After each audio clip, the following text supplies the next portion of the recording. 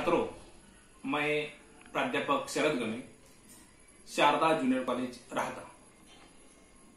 आज हम पद्य विभाग पेड़ होने का अर्थ डॉक्टर मुकेश गौतम जी द्वारा लिखित कविता देखेंगे। भाग 1 में हमने कवि का परिचय, साहित्यिक कृतियां, विधा परिचय देखा है। आदमी पेड़ नहीं हो सकता। इस भाग में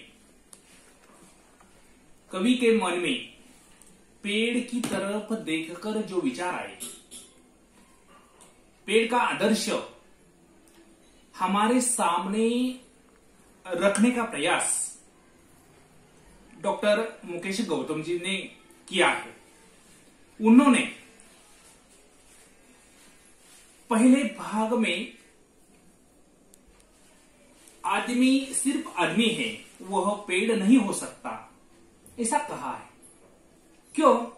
तो कवि का स्पष्ट कहना है कि आदमी और पेड़ में बहुत फर्क है और पेड़ ही है और आदमी की तुलना पेड़ के साथ कभी भी नहीं हो सकती, यह बताया है। आज का जो भाग है उसमें हौसला है पेड़। हौसला मतलब मनोबल, आत्मविश्वास किस प्रकार है, यह बताने का प्रयास डॉक्टर मुकेश जी ने किया है। पहले हम प्रकट वाचन करेंगे। हौसला है पेड़, अंकुरित होने से ठूंठ हो जाने तक, आंधी तूफान हो या कोई प्रतापी राजा महाराजा, पेड़ किसी के पांव नहीं पड़ता। जब तक है उसमें सांस, एक जगह पर खड़े रहकर हालात से लड़ता है। जहां भी खड़ा हो, सड़क, झील या कोई पहाड़, भेड़िया, बाघ, शेर की दहाड़, पेड़ किसी से नहीं डरता है। हत्या या आत्महत्या नहीं करता है पेड़। थके राहगीर को देखकर छाव व ठंडी हवा, राह में गिरा देता है फूल और करता है इशारा उसे आगे बढ़ने का। पेड़ करता है सभी का स्वागत, देता है सभी को विदाई। गांव के रास्ते का वह पेड़ आज भी मुस्कुरा रहा है, हालांकि वह सीधा नहीं, टेढ़ा पड़ा है।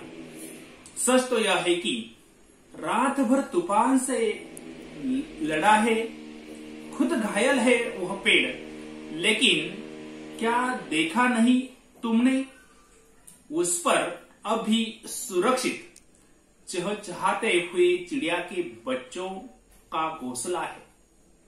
जी हां, सच तो यह है कि पेड़ बहुत बड़ा हौसला है। तो देखिए छात्रों, कवि कहते हैं कि अंकुरित होने से ठूंठ हो जाने तक, आंधी तूफान हो या कोई प्रतापी राजा महाराजा, पेड़ किसी के पांव नहीं पड़ता है। कवि कहते हैं कि अंकुरित होना मतलब अंकुर आ जाना, ठूंठ मतलब फूल पत्ते विहीन सूखा पेड़, उसे हम ठूंठ कहते हैं। जब पेड़ अंकुरित हो जाता है, बड़ा हो जाने के बाद नए पत्ते, फूल दिखाई देते हैं उस पर, बड़ा आकर्षक लगता है पेड़। कुछ दिनों के बाद पत्ते गिर जाते हैं, फूल सूख जाते हैं, ठूंठ बनकर खड़ा रहता है पेड़। लेकिन वही कभी भी वहां पर किसी भी प्रकार की परिस्थिति हो डरता नहीं है। किसको डरता नहीं है? आंधी तूफान हो या प्रतापी राजा महाराजा। तूफान आया, बिल्कुल डरता नहीं है। राजा महाराजा भी वहां पर आ गए तो वही विचलित नहीं होता। जिस प्रकार आदमी अपनी जरूरतें पूरी करने के लिए किसी के पांव पड़ता है, लीन हो जाता है, अपना स्वार्थ साबित करता है, लेकिन किसी भी परिस्थिति में पेड़ किसी के पांव नहीं पड़ता है। जो कुछ परिस्थिति है उसका सामना सकारात्मक दृष्टिकोण से हमेशा करता आया है पेड़। जब तक है उसमें सांस, देखिए कवि कहते हैं कि उसके बीच में जब तक सांस है एक जगह रहकर हालात से लड़ता है। मतलब लड़ना मतलब संघर्ष करना। देखिए मनुष्य के बारे में हम जब देखेंगे, जन्म और मृत्यु के बीच में मनुष्य क्या करता है? हमेशा क्या करता है?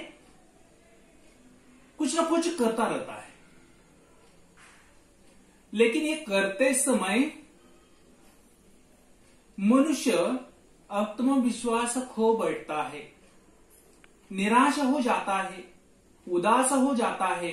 लेकिन ये जो पेड़ है वही कभी डरता नहीं है, उसका मनोबल कभी कम नहीं होता, आत्मविश्वास छोड़ता नहीं है। वही हमेशा किसी भी परिस्थिति के अवसर पर हमेशा संघर्ष करता रहता है।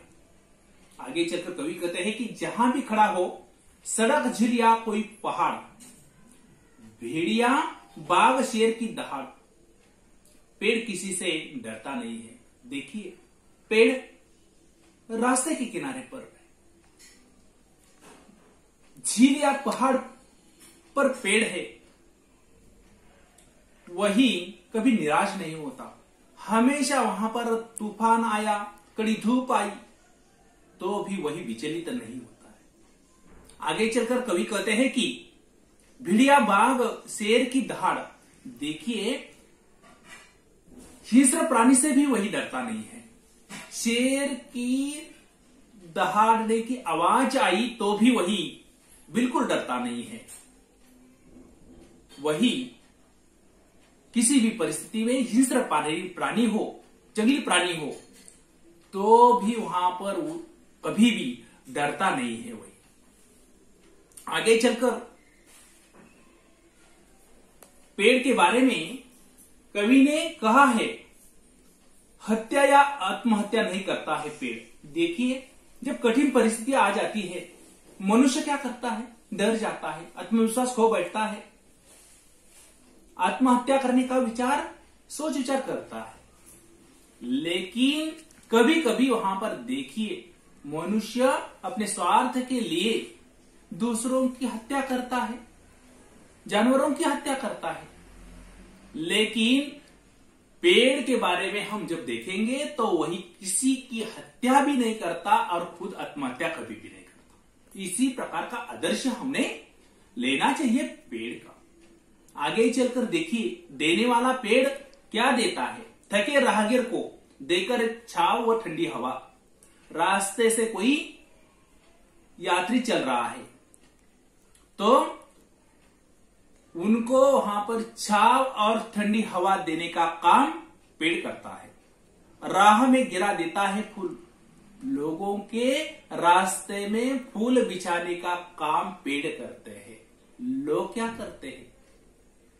दूसरों के रास्ते में कांटे बिछाने के काम करते हैं।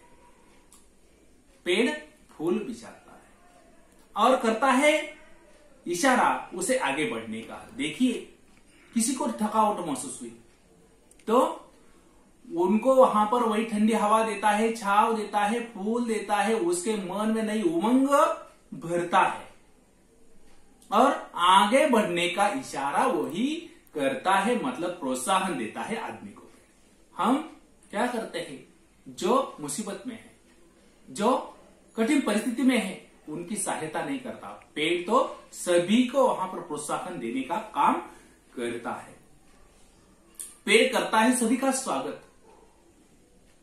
कौसा भी पेड़ हो, एक जगह पर खड़ा हो जाता है, वहां पर उसके ऊपर जो फूल है, मानो पेड़ आए हुए हर एक आदमी का स्वागत करता है, देता है सभी को विदाई, आगे बढ़ने के लिए शुभेच्छा देता है।